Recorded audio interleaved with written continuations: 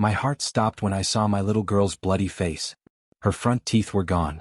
Standing over her was Mrs. Baker, the HOA president, her fist still clenched. "People like you don't belong here," she spat. That day I decided to fight back. Before watching full video, comment below from where you watching, also like and subscribe for more stories. I heard my daughter scream and knew something was very wrong. It wasn't her normal voice, it was filled with fear. I dropped the laundry I was folding and ran outside to our front yard. What I saw made me stop in shock. My little Olivia, only 11 years old with Down syndrome, was lying on the grass with blood coming from her mouth.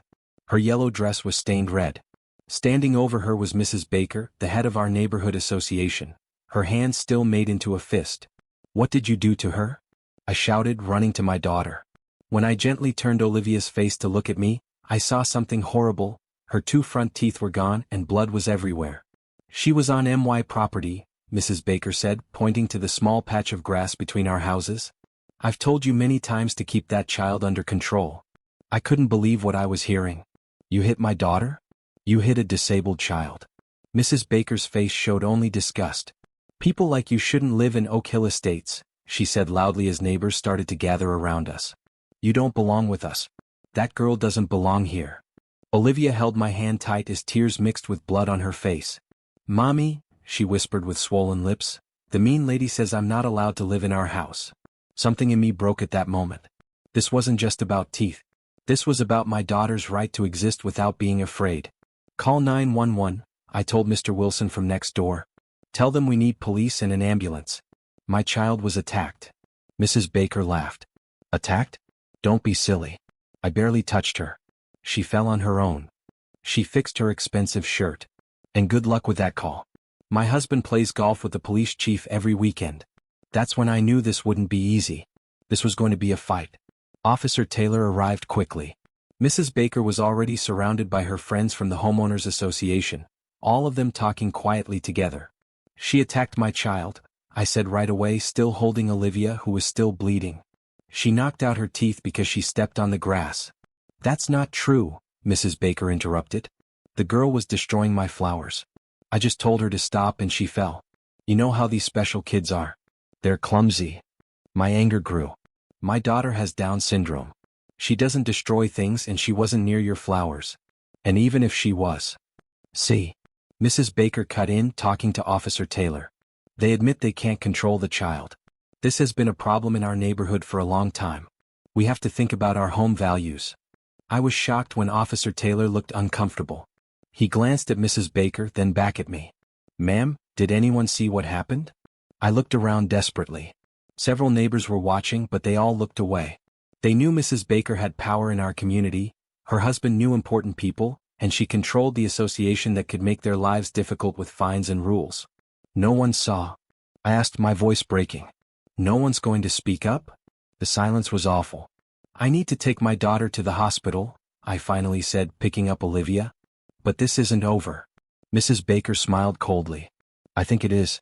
And maybe this will make you think about whether this neighborhood is right for your situation."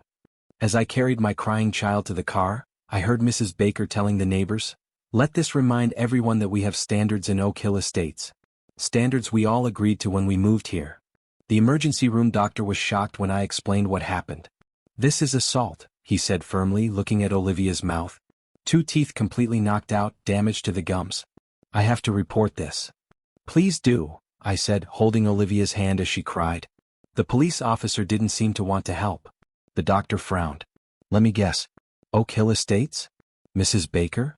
I was surprised. "You know her?" "Unfortunately." He sighed. "My sister lived there for a year before she couldn't take the bullying anymore. That woman runs the place like she owns it. But hitting a child is absolutely wrong," he agreed. "And I'm going to make sure this report goes straight to the district attorney, not just the local police." For the first time since this nightmare began, I felt a little hope. That hope didn't last long. When we got home that evening, an orange paper was taped to our front door. "Notice of violation, unapproved yard changes. Fine, $500. Second offense will be $1,000. I tore it down in disbelief. Our yard hadn't changed in the 3 years we'd lived here. By morning there was another notice. Violation, unapproved house paint color. Fine, $750. We hadn't painted anything. By the end of the week, we had 7 violation notices adding up to over $4,000 in fines. The message was clear: Mrs. Baker was going to force us out. What she didn't know was that before Olivia was born, before my husband died from cancer and left us struggling with money, I had been a civil rights lawyer. I still had connections, and I still knew how to fight. My old colleague, Mark Johnson, listened with growing anger as I told him everything. "This is clear discrimination," he said, looking at the violation notices. "They're targeting you because of Olivia's disability. That's illegal under housing laws. Can we prove it?" I asked. "These fake violations are a good start," he said. "But we need more. We need to show a pattern, and we need witnesses." "Nobody will speak against her," I said bitterly. "They're all afraid." Mark smiled grimly. "Then we'll have to give them a reason to be more afraid of staying quiet." Our first move was simple. I put up a small security camera pointing at our front yard, completely legal, but positioned to record any interaction near our property line. Then we filed a formal complaint with the housing department, claiming discrimination. We also filed a lawsuit against Mrs. Baker personally and the homeowners association for assault and harassment. But my most powerful weapon came from someone I didn't expect.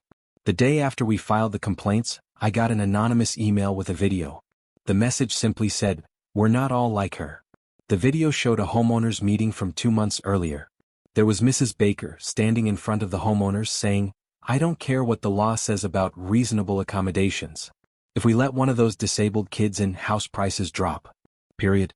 We need to make it clear that Oak Hill isn't the right place for certain people." Several homeowners nodded in agreement. One person, I couldn't see who, asked, "But couldn't we get sued for discrimination?" Mrs. Baker laughed. "My husband handles these things. Trust me, no one's going to win a lawsuit against us. There are ways to make problems disappear without ever saying what we really mean." I sent the video to Mark immediately. "Is this enough?" His response was quick. "It's exactly what we need. But we should go bigger." Justice for Olivia went online the next day. A simple website with a photo of my daughter's bloodied face, the doctor's report, the video from the meeting, and copies of all the fake violation notices. The page had a simple message: "Mrs. Baker, head of Oak Hill Estates, hit my 11-year-old daughter with Down syndrome for stepping on her lawn, then told us we don't belong in the neighborhood. Now she's using the homeowners association to try to force us out. This is what discrimination looks like."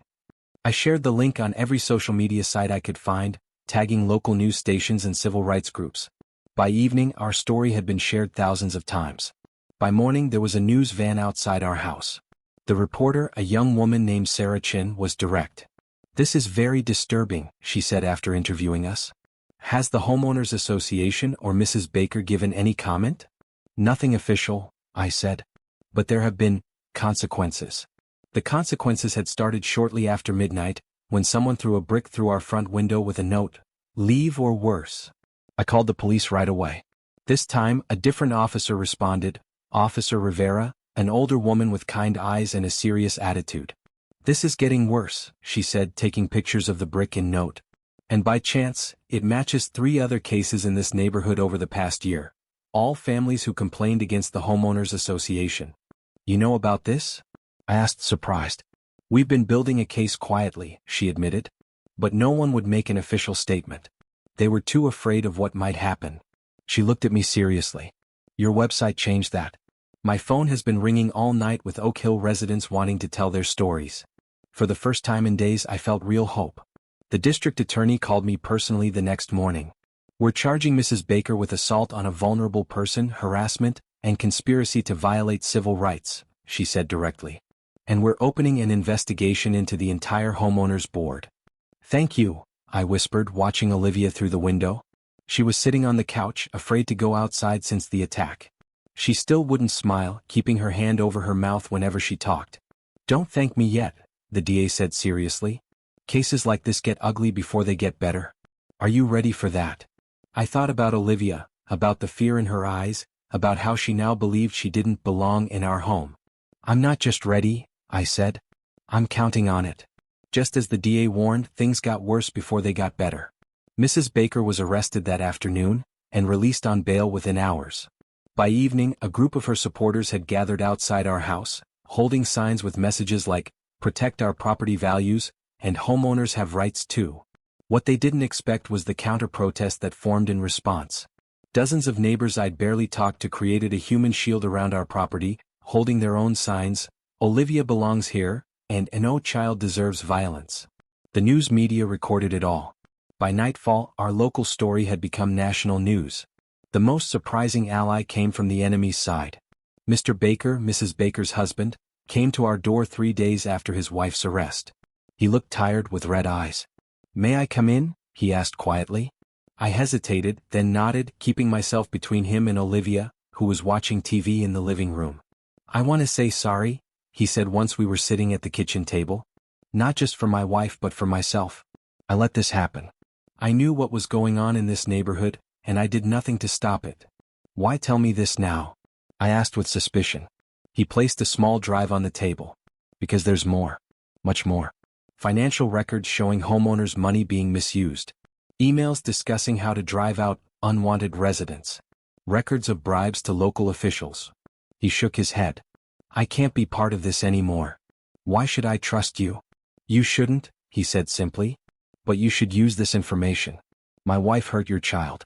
Nothing can make that right. But maybe this can help make sure it doesn't happen to anyone else." After he left, I immediately called Mark and the DA. The trial began 6 months later.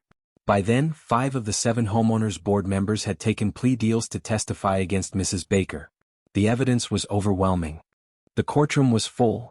Families from the neighborhood, disability rights advocates, and reporters from across the country. Mrs. Baker sat with a blank face at the defense table, her expensive lawyer whispering urgently to her. When Olivia took the stand, the entire room went quiet. Her new dental implants were still being adjusted, but she spoke clearly as she described what happened that day. "I was just picking a dandelion," she said, "to make a wish. And the mean lady came out and said bad words. She said I was dirty and wrong and shouldn't be allowed to live there. Then she hit me very hard." Olivia's voice broke. "It hurt so much. And then my teeth were gone and there was blood and she said I deserved it." There wasn't a dry eye in the courtroom, except for Mrs. Baker's. When the verdict came, it was clear: guilty on all counts. The judge, a stern woman in her 60s, gave the sentence. 5 years in prison, $2 million in damages to Olivia, and Mrs. Baker can never serve on any homeowners board again. The court also orders a federal investigation into the discrimination practices of Oak Hill Estates Homeowners Association, she concluded. "This kind of behavior has no place in our society." The changes came quickly after that. A new homeowners board was elected, with clear rules against discrimination. The community center started inclusive programs for children of all abilities. Property values didn't fall. They rose as families looked for what was now known as a welcoming, diverse neighborhood. 3 months after the trial, we held a block party. The theme, suggested by our neighbors, was "Everyone Belongs." Olivia was shy at first, still self-conscious about her new teeth. But when the children from the neighborhood surrounded her, asking her to join their games, something wonderful happened. She smiled, a full, happy smile that reached her eyes. As I watched her play, a woman I recognized from down the street approached me. "I need to say sorry," she said quietly. "I saw what happened that day. I saw Mrs. Baker hit your daughter. And I said nothing." "Why?" I asked the question that had bothered me for months. "Fear," she admitted. "But watching you fight, watching you refuse to be driven out, it changed something in me. In all of us." She looked around at the party. "You taught us that belonging isn't given to you by people like Mrs. Baker. It's something you claim for yourself." Later that night, as I tucked Olivia into bed, she asked a question that broke my heart and healed it at the same time. "Mommy, do I really belong here now? Forever?" I brushed her hair from her forehead, amazed by her strength, her courage. "You belong anywhere you want to be, my brave girl. And you always have." She smiled, her new teeth shining in the soft light. "I'm glad we didn't run away. I'm glad we stayed and fought." "Me too," I whispered. "Because sometimes the fight isn't just for yourself. Sometimes it's for everyone who's ever been told they don't belong. And sometimes winning that fight changes everything."